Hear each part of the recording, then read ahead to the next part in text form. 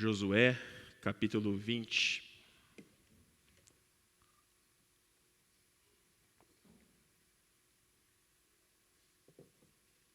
Diz assim a palavra do Senhor. O Senhor ordenou a Josué: diga aos filhos de Israel, escolham as cidades de refúgio de que lhes falei por meio de Moisés, para que possa fugir para lá o homicida que matar uma pessoa por engano ou sem querer. Essas cidades serão para vocês um lugar de refúgio contra o vingador do sangue. Ao fugir para uma dessas cidades, o homicida involuntário se colocará junto ao portão da cidade e exporá o seu caso aos anciãos daquela cidade. Então eles o levarão para dentro da cidade e lhe darão lugar para que habite com eles. Se o vingador do sangue o perseguir, não lhe entregarão nas mãos o homicida, porque matou o seu próximo sem querer e não porque o odiava. Habitará nessa cidade até que compareça em juízo diante da congregação, até que morra o sumo sacerdote que estiver servindo naqueles dias. Então o homicida poderá voltar à sua cidade e à sua casa, a cidade de onde fugiu. Assim designaram solenemente Quedes, na Galileia, na região montanhosa de Naftali, Siquém, na região montanhosa de Efraim, Quiriate-Arba, ou seja, Hebrom, na região montanhosa de Judá. Do outro lado do Jordão, na altura de Jericó, para o leste, designaram Bezer, no deserto, no planalto da tribo de Ruben, e Ramote, em Gileade, da tribo de Gade, e Golã, em Bazã, da tribo de Manassés. São essas as cidades que foram designadas para todos os filhos de Israel e para os estrangeiros que moravam entre eles, para que nelas pudesse se refugiar todo aquele que por engano matasse uma pessoa, para que não morresse às mãos do vingador do sangue, até comparecer diante da congregação. Amém? Palavras do Senhor. Vamos orar mais uma vez? Pai, abra os nossos olhos, ó Deus, os nossos ouvidos, ó Pai, que nós possamos estar atentos e sensíveis àquilo que o Senhor tem para ministrar ao nosso coração essa noite, Senhor. Essa é a oração que nós fazemos agradecidos em nome de Jesus. Amém, Senhor. Amém. Eu quero começar essa reflexão de hoje com uma pergunta. Quais eram as suas brincadeiras de infância favoritas? Podem responder. A gente está em pouquinha gente. Hoje eu quero contar com a participação de vocês. Amanda, pega. Silvio, qual é a sua brincadeira de infância favorita? Vale, jogar bola. Betis, Ju. Joguei muito Betis também. Legal. É o Betis, né, Paulo?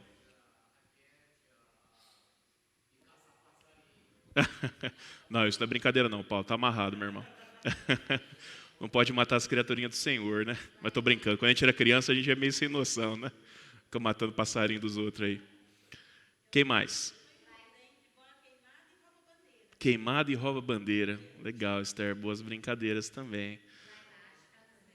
Oi, Ju? Pular elástico. É verdade. É verdade. O que é, Matheus? Mamãe da rua? Essa eu acho que eu não lembro. E você, Alice, qual que é a sua brincadeira preferida? Esconde. A Alice gosta de esconde. Ela veio se esconder atrás do púlpito aqui, ó. Quem mais? E aí, Maurão, o que você brincava quando você era criança, que você gostava? Bolinha de gude? Bolinha de gude é legal. Com o quê? Com as panelas da sua avó, de bateria, né? Misericórdia. Começou lá atrás, né, o projeto de baterista. Meus irmãos, eu passei a minha infância praticamente toda em Ribeirão Preto. E no condomínio que eu morava, era um condomínio grande, com 4 blocos, tinha muita criança, mas muita criança mesmo. E tinha também muito espaço para brincar e, consequentemente, muito espaço para se esconder. Então eu me lembro, quando eu tinha 7, 8, 9 anos, de brincar de polícia ladrão, brincar de esconde-esconde, brincar de pega-pega. Fora as brincadeiras que a gente fazia na piscina do condomínio, na época de férias, né? Ribeirão, assim como Votuporanga, é uma cidade muito quente. Brincadeiras como Marco Polo. Quem já brincou de Marco Polo na piscina alguma vez? Só o Matheus? Ixi, mas eu acho que foi porque foram meus sobrinhos que me ensinaram o Marco Polo. Não, eu já brincava lá atrás, mas meus sobrinhos que me lembraram agora dessa brincadeira. Caça ao tesouro, jogar as coisas no fundo da piscina e ficar mergulhando para pegar. Enfim, meus irmãos, a gente brincava de muita coisa. E quando nós olhamos para algumas brincadeiras, né, que vocês citaram e que eu citei também, uma coisa comum em muitas delas é a existência do pique. Eu não falei Pix, tá? Porque hoje em dia adulto só pensa em Pix. Eu falei pique. O pique, para quem não sabe ou para quem não lembra, é um local de segurança durante as brincadeiras. Quando você chega nele, a ideia é que você está seguro. Quando você chega nele, a ideia é que você não pode ser mais pego. E dependendo da brincadeira, você até ganha o jogo, né? Se você chegar no pique. Inclusive, ele era motivo de muita briga. Não sei com vocês, mas na minha turma, quando criança, era motivo de muita briga. Às vezes a gente confundia o lugar e ia para outro lugar achando que era o pique. Às vezes a gente era pego antes de chegar no pique, mas a gente falava que já estava com o pé dentro, né? E aí dava aquela confusão toda. O fato é que na nossa infância tinha que ter o VAR, né? A gente chama o VAR, aparece a câmera e mostra, né? Se a gente estava no pique, se a gente não estava, se valeu ou não valeu. O fato é que era um alívio, né? Quando a gente chegava no pique, e o que a gente gritava? Estou no pique. Ou então, pique. Ali no pique era um tempo para respirar, ali no pique era um tempo para descansar um pouquinho, não é verdade? Ali no pique era um momento para a gente traçar novas estratégias, né? Para continuar na brincadeira e assim por diante. A gente nem sabia o que significava essa palavra que eu vou falar agora, mas o pique para nós era um lugar de refúgio. Eu queria que você guardasse essa palavra no seu coração logo de início, né? Pique era um lugar de refúgio. Segundo o dicionário, meus irmãos, refúgio é um lugar para onde se foge para escapar de um perigo. Refúgio é um lugar para onde se foge para escapar de um perigo. Na nossa infância, diante do perigo de ser pego na brincadeira, o que a gente fazia? A gente fugia para o pique como nosso refúgio. Mas e quando a gente cresce, meus irmãos? E quando os perigos que nós enfrentamos na nossa vida se tornam muito maiores do que ser pego na brincadeira, ou do que ser desclassificado na brincadeira? Para onde que a gente foge? Onde é que nós nos refugiamos? Onde é que nós paramos para respirar, descansar um pouco, sermos cuidados, tratados, para a gente poder levantar e seguir em frente? Desde a antiga aliança, dar um lugar de refúgio para o seu povo sempre foi algo que esteve nos planos de Deus. No livro de Números, meus irmãos, em um contexto onde Israel caminhava, Israel peregrinava rumo a Canaã, nós encontramos uma ordem do Senhor. Uma ordem para que quando eles finalmente conquistassem ou reconquistassem a terra prometida, algumas cidades fossem separadas, algumas cidades fossem dadas para os levitas viver, e dentre essas cidades, algumas delas fossem escolhidas para serem cidades refúgio, ou cidades de refúgio. Depois eu vou passar uma lição de casa para você ler Números 35, de 9 a 15. É lá que originalmente a gente encontra a ordem que é dada ao Senhor por intermédio de Moisés. Números 35, de 9 a 15. Quando a gente chega em Josué capítulo 20, em um contexto em que a maior parte do território, né, de Canaã já havia sido conquistada por Israel, nós vemos o Senhor ordenando por intermédio de Josué que o povo cumprisse aquilo que ele havia dito a Moisés, lá em Números 35. E a primeira coisa que Deus pede que Josué fizesse ou dissesse ao povo, fazia referência ao propósito da cidade de refúgio. Para que existe uma cidade de refúgio? Aí os 3 primeiros versículos mostram isso para nós. O Senhor ordenou a Josué: diga aos filhos de Israel, escolham as cidades de refúgio de que lhes falei por meio de Moisés, para que possa fugir para lá o homicida que mataram uma pessoa por engano ou sem querer. Essas cidades serão para vocês um lugar de refúgio contra o vingador do sangue. As cidades de refúgio, elas foram criadas por Deus com o propósito de acolher homicidas que matassem uma pessoa por engano ou sem querer. Hoje é meio difícil falar, eu matei o cara por engano, né? Às vezes acontece. Mas naquela época talvez acontecia mais, né? A pessoa ia se vingar de alguém, confundia. Talvez os israelitas eram muito parecidos, né, na fisionomia. Então tinha essa possibilidade, né, de você matar alguém por engano, além de acidentalmente. Trazendo isso para o nosso contexto, para o nosso tempo, quando nós falamos de um caso de homicídio, né, Adalto? Podia chamar o Adalto para explicar para vocês aqui, ele explicaria muito melhor que eu. Um homicídio pode ser culposo ou doloso. Já ouviu falar sobre isso? Um homicídio pode ser culposo ou doloso. Em linhas gerais, porque o assunto é muito complexo, o homicídio doloso é quando há intenção de cometer o crime, né? Ou há intenção de matar. Por exemplo, vou dar um exemplo bem grosseiro aqui, tá bom, meus irmãos? Não me levem a mal. Eu não gosto de tal pessoa, eu vejo ela atravessando a rua, eu acelero o carro, passo por cima dela e ainda dou uma rezinha para conferir que eu realmente matei a pessoa, né? Isso seria um homicídio doloso. Há a intenção de você cometer o crime. Já o homicídio culposo é quando não há intenção. Eu não queria, eu não tinha nada contra aquela pessoa, mas por uma tragédia, uma fatalidade, eu acabei sendo então um agente que tirou a vida dela. Utilizando mais uma vez o exemplo grosseiro, né, do carro, eu estou dirigindo, a pessoa passou correndo na minha frente, foi muito rápido, eu não tive o que fazer, acabei acertando a pessoa e, infelizmente, por conta desse acidente, ela veio a óbito, né? Ou seja, eu nunca quis fazer aquilo, mas, infelizmente, ela morreu porque eu a atingi com o meu carro. As cidades de refúgio, meus irmãos, tinham, então, o propósito de acolher aqueles que cometessem um homicídio culposo, aqueles que tirassem a vida de alguém por engano ou sem querer. Interessante que Deuteronômio 19, do 4 a 6, nos dá um exemplo, nos mostra uma ilustração do que seria esse tipo de homicídio sem querer. A história fala de duas pessoas que entram num bosque para cortar lenha, e quando uma levanta o machado e dá a machadada, o ferro solta e acerta na outra, e a outra acaba então morrendo. Um exemplo, né, de ser um homicida por engano ou sem querer. E por que havia necessidade naquele contexto de ter uma cidade dessa, uma cidade de refúgio? Porque o que estava em vigor naquele contexto era a lei do talião. Lembra da lei do talião? Falei isso nas minhas aulas de escola dominical há não muito tempo atrás. Era a lei do olho por olho, dente por dente. Matou, você vai perder a sua vida. Sangue derramado era sangue vingado. Naquela época, né, não era como hoje. A pessoa não ia presa, a pessoa não ia sob custódia, não havia uma audiência para apurar os fatos, e a pessoa não aguardava o julgamento, seja preso ou em liberdade, para saber se o homicídio dela foi doloso ou culposo.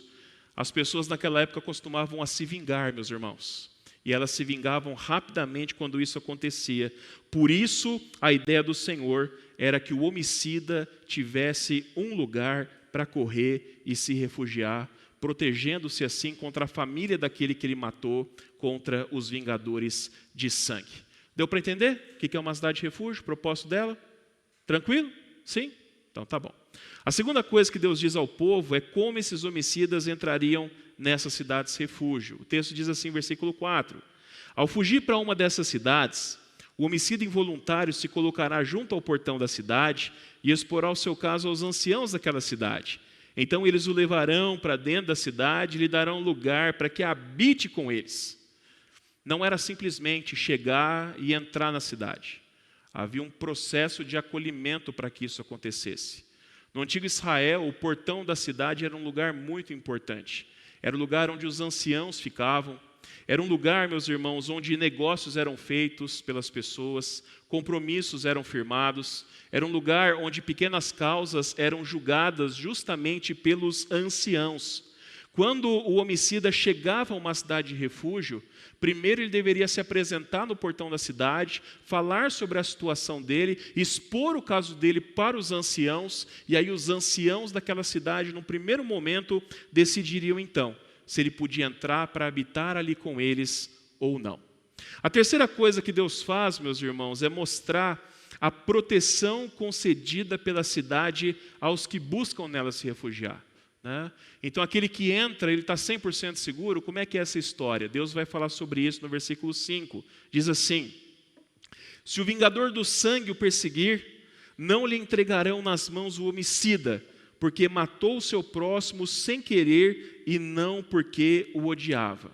Objetivamente, para você entender, mesmo que a família, mesmo que os vingadores de sangue localizassem o homem, soubessem a cidade em que ele estava, enquanto ele estivesse dentro dos muros da cidade, ele estaria protegido. Enquanto ele estivesse dentro dos muros da cidade, ninguém poderia encostar um dedo nele. É a ideia do pique das nossas brincadeiras infantis. Ali ele estaria seguro, ali ninguém poderia encostar um só dedo nele. A quarta coisa, meus irmãos, que Deus fala sobre essas cidades é com relação às condições para que o homicida saísse dela e voltasse para casa. Então não era eternamente que ele vivia ali. Havia algumas condições em que ele podia deixar a cidade e voltar para casa. Versículo 6. Habitará nessa cidade até que compareça em juízo diante da congregação, até que morra o sumo sacerdote que estiver servindo naqueles dias. Então o homicida poderá voltar à sua cidade e à sua casa, à cidade de onde fugiu. Duas condições são estipuladas aqui para que ele pudesse deixar a cidade. A primeira é que finalmente ele fosse levado lá para o seu povoado, para a sua cidade, para ele ser julgado pela congregação do local onde o homicídio aconteceu. Ficou claro? Então chegava um momento, ele precisaria sair dali, ele precisaria ir até a sua congregação para ser julgado então. Ele deveria ser considerado culpado ou inocente do homicídio que ele havia cometido.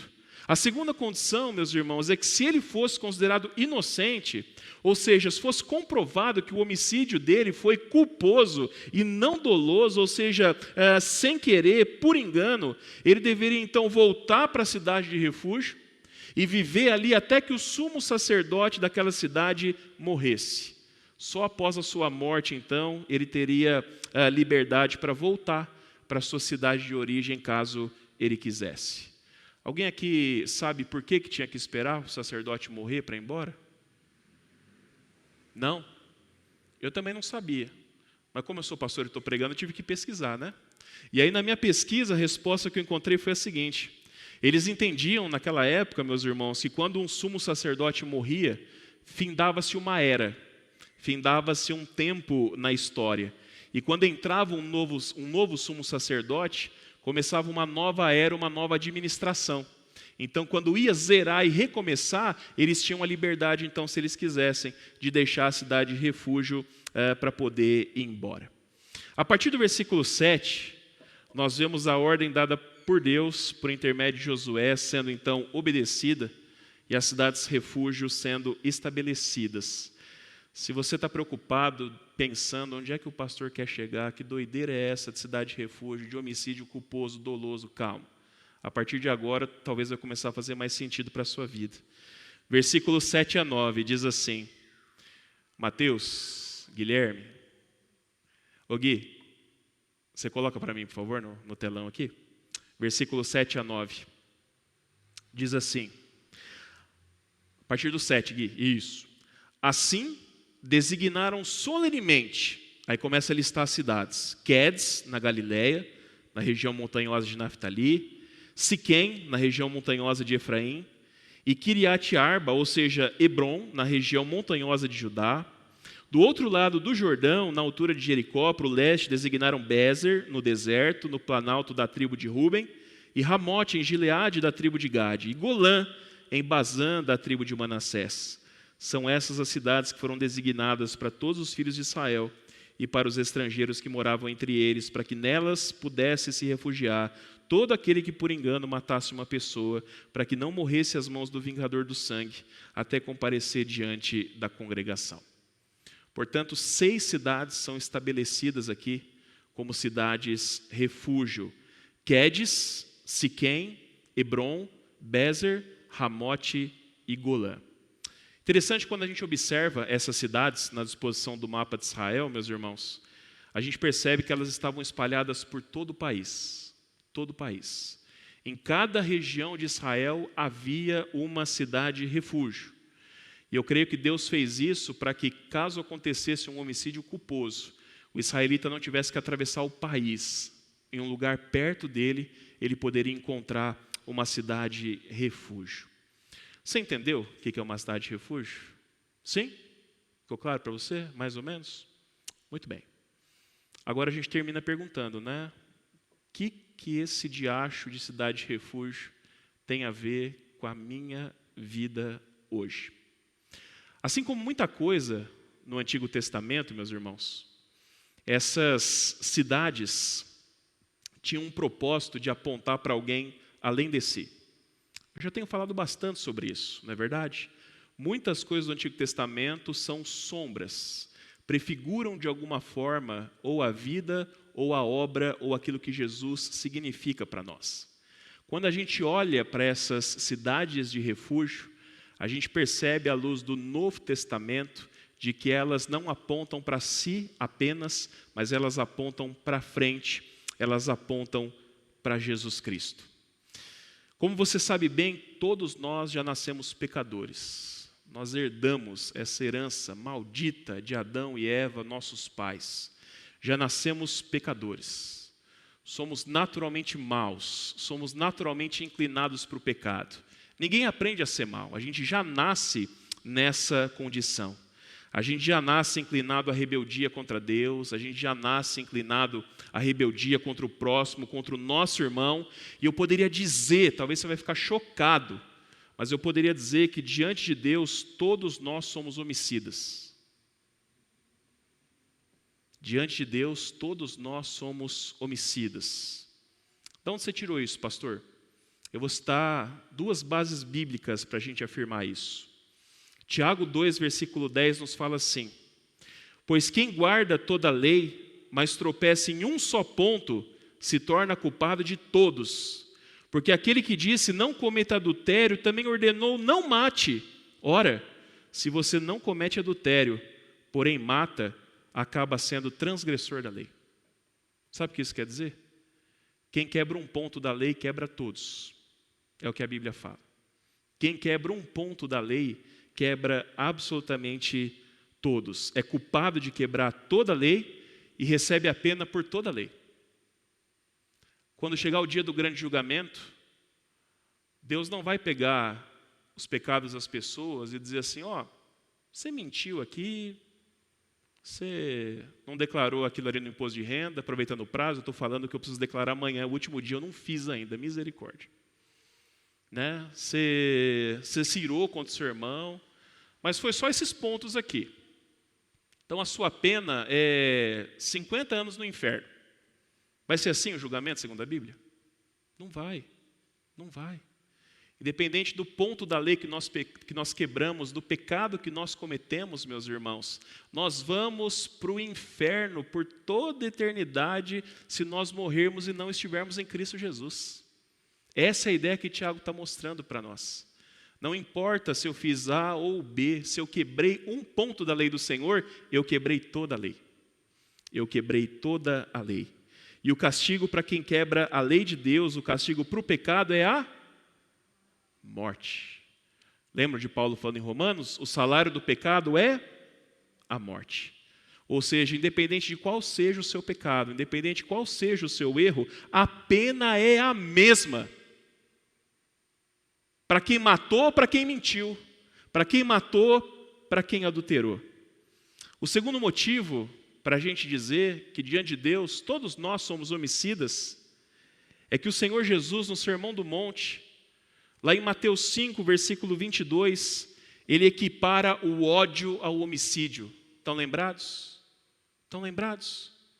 Jesus vai dizer assim: você pensa que você não é um assassino só porque você não enfiou a faca no seu irmão, tirou a vida dele?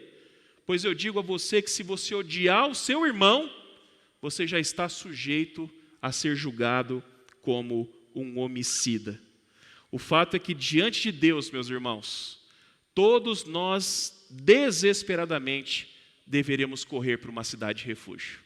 Deu para entender onde eu quero chegar? Diante de Deus, todos nós deveríamos correr desesperadamente para uma cidade de refúgio. Porque fora dela nós estamos sujeitos a julgamento.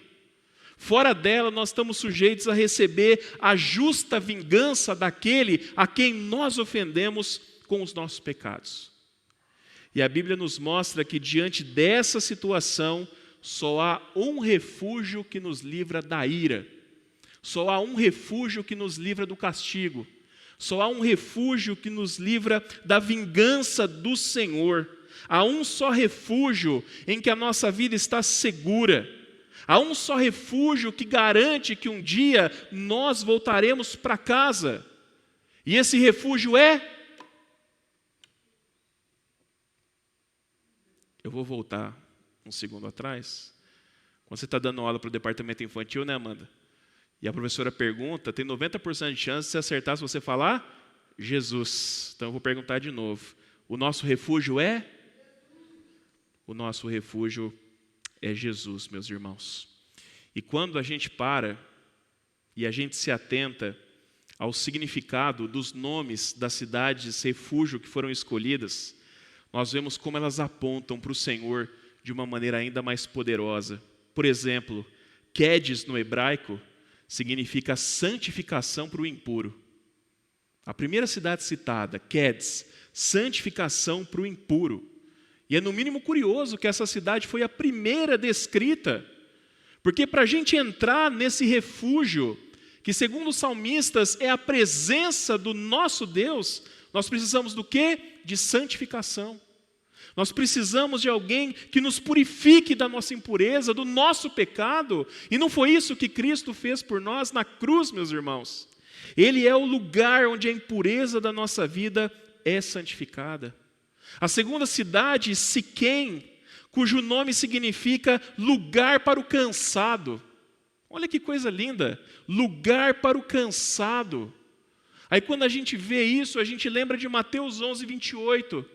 Quando o Senhor Jesus chega para os seus discípulos e fala: venham a mim, todos vocês que estão cansados e sobrecarregados, e eu vos aliviarei. Sabe o que Jesus está dizendo para nós aqui? Jesus está dizendo: eu sou Siquém, eu sou o seu lugar de descanso. A terceira cidade, meus irmãos, é Hebrom. Hebrom significa lugar de comunhão. Jesus é o amigo dos que não têm ninguém. Jesus é o elo que une pessoas tão diferentes como eu e você em um só corpo e nos faz experimentar um amor e uma comunhão que nós nunca experimentaríamos em nada nesse mundo. A quarta cidade é Bézer. O nome Bézer significa lugar para os fracos. Lugar para os fracos. Isaías 40. Os jovens se cansam e se fatigam, e os moços de exaustos caem, mas os que esperam no Senhor renovam as suas forças. Sobem com asas como águias, correm e não se cansam, caminham e não se fatigam. Jesus é o lugar onde na nossa exaustão as nossas forças são renovadas. Amém? Jesus é o lugar onde na nossa exaustão as nossas forças são renovadas. A quinta cidade é Ramote. O nome Ramote significa lugar para os humilhados. Lugar para os humilhados.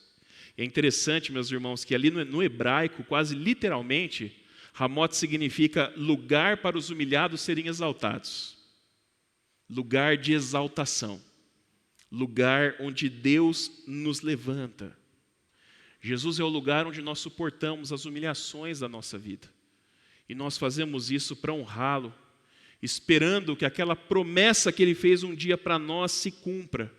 A promessa de que aqueles que se humilham serão exaltados. A sexta e última cidade é Golã. Sabe o que significa Golã? Lugar para os tristes. Lugar para os tristes. Quem aqui nunca enfrentou a depressão na vida? Quem aqui nunca se sentiu profundamente triste? Triste até a morte, como Davi disse certa vez. Havia uma cidade de refúgio que o nome significava lugar para os tristes. Jesus é a alegria, Jesus é a satisfação, Jesus é o contentamento da nossa vida. Mesmo que tudo esteja péssimo na nossa vida, em Jesus nós temos um lugar onde a tristeza é transformada em alegria. Por isso Paulo nos fala em Filipenses 4:4, alegrem-se sempre no Senhor. Outra vez digo, alegrem-se. Mas eu quero terminar dizendo para você que Jesus não é apenas um refúgio para nós sermos salvos da morte e do inferno. Ele é um refúgio para a gente suportar e passar pelas aflições dessa vida, meus irmãos. Na aflição causada pelo pecado, que nos faz sofrer muitas vezes, Ele é a nossa santidade. Ele é aquele que nos purifica. Na aflição do cansaço, no esgotamento, seja físico, mental ou espiritual, Ele é o nosso descanso. Ele é aquele que nos convida a lançar sobre Ele os nossos fardos. Na aflição da solidão, na aflição de sentir-se excluído pelas pessoas à nossa volta, Jesus nos acolhe. Jesus mantém comunhão conosco. E Ele ainda nos dá uma família de irmãos e irmãs que, mesmo sendo imperfeitos, são chamados a amar uns aos outros. São chamados a acolher, são chamados a perdoar, vivendo assim como um só corpo no Senhor. Na aflição da fraqueza que tantas vezes nos abate, meus irmãos, Jesus é aquele que fortalece as nossas mãos, aquele que firma os nossos joelhos para a batalha, para que seja possível que a gente fale assim como Paulo falou um dia, tudo posso naquele que me fortalece, tudo posso naquele que me fortalece. Na aflição da humilhação, Ele é aquele que sabe o que é ser humilhado. Ele é aquele que sabe o que é ser humilhado. Ele é aquele que nos chama a humildade. Ele é aquele que nos chama a mansidão. Aquele que nos chama a não revidar as agressões e as humilhações que os outros fazem na nossa vida. Pelo contrário, Ele é aquele que nos chama a confiar. Ele é aquele que nos promete que um dia nos exaltará, um dia nos levantará, se nós honrarmos ao Senhor e sermos como Ele em cada circunstância da nossa vida. Na aflição da tristeza, da depressão, do desânimo, Ele é aquele que traz a alegria de volta ao nosso coração. Ele é aquele, como diz a bênção araônica lá em Números capítulo 6, que levanta o nosso rosto e nos dá a paz. Ele é aquele que nos chama a nos satisfazermos nele e encontrarmos toda a alegria que nós precisamos na nossa vida nele. Meu irmão, minha irmã, você está precisando de um refúgio essa noite? Você está precisando de um pique na sua vida? Corra para Jesus. Corra para Jesus. Ele está sempre perto de você. E Ele jamais vai te desamparar. Salmo 34, 22 nos diz assim: o Senhor redime a vida dos seus servos. Ninguém que nele se refugia será condenado. Ninguém que nele se refugia será condenado. Quando nos refugiamos em Jesus, 100% das vezes a gente encontra o que foi buscar. 100% das vezes a gente encontra o que foi buscar. O que você está precisando essa noite? O que tem afligido a sua alma? Feche seus olhos. O Maurão pode vir aqui na frente? Enquanto o Maurão vem, eu quero ler um último texto para vocês, à luz de tudo aquilo que a gente falou. Deus é o nosso refúgio e fortaleza, socorro bem presente nas tribulações. Portanto, não temeremos, ainda que a terra se transtorne e os montes se abalem no seio dos mares. Ainda que as águas tumultuem e espumejem e na sua fúria os montes estremeçam. Há um rio cujas correntes alegram a cidade de Deus, o santuário das moradas do Altíssimo. Deus está no meio dela, jamais será abalada. Deus a ajudará desde o romper da manhã. Bramam nações, reinos se abalam. Deus faz ouvir a sua voz e a terra se dissolve. O Senhor dos exércitos está conosco. O Deus de Jacó é o nosso refúgio. Venham contemplar as obras do Senhor, que tem feito desolações na terra. Ele faz cessar as guerras até os confins do mundo. Quebra o arco e despedaça a lança. Queima os carros no fogo. Aquietem-se e saibam que eu sou Deus. Sou exaltado entre as nações. Sou exaltado na terra. O Senhor dos exércitos está conosco. O Deus de Jacó é o nosso refúgio. Amém? O Senhor dos exércitos está conosco. O Deus de Jacó é o nosso refúgio. Aí, em atitude de oração, nós vamos ouvir uma canção nesse momento. E na sequência, a gente vai ter um tempo para podermos buscar a face de Jesus, para podermos ir até o Senhor entregando as nossas aflições.